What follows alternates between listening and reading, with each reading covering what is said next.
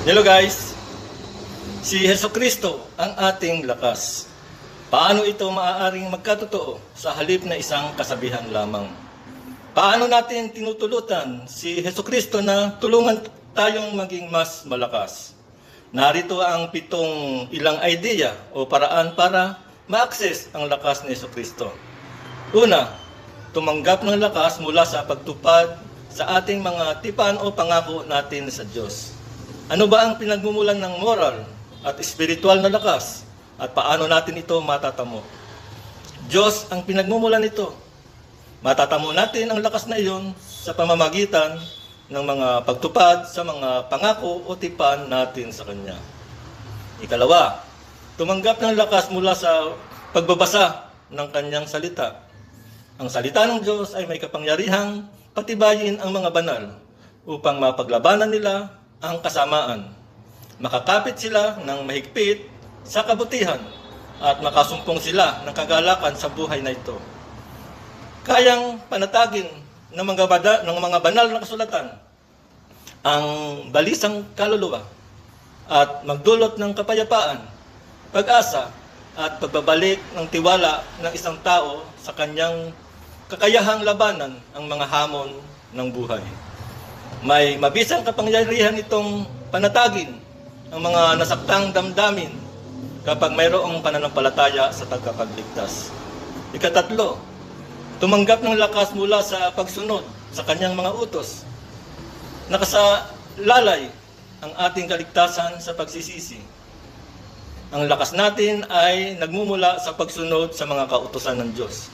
At kung mangyayari na ang tao ay susunod sa mga kautusan ng Diyos, Kanya silang palulusukin at palalakasin. Ikaapat, tumanggap ng lakas mula sa araw-araw na pagsisisi.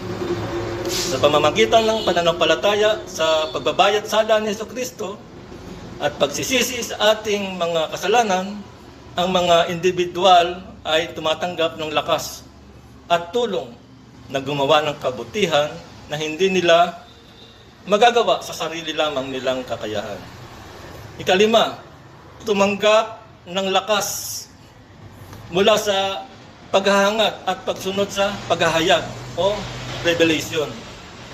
Ano ang mangyayari kapag mas hahangarin natin na pakinggan, marinig at pansinin ang sinasabi ng tagapagligtas at sinasabi niya ngayon sa pamamagitan ng kanyang mga propeta? Pagpapalain tayong magkaroon ng iba yung kapangyarihan na harapin ang mga tukso, paghihirap at kahinaan. At ang ating kakayahang magalak ay madadagdagan kahit tumitindi ang mga panliligalig sa ating buhay. Ika-6, tumanggap ng lakas mula sa panalangin. Lumalakas ang ating espiritual na koneksyon sa Diyos sa pamamagitan ng panalangin. Kapag humingi tayo ng payo sa Diyos sa lahat ng ating ginagawa, gagabayan niya tayo sa kabutihan.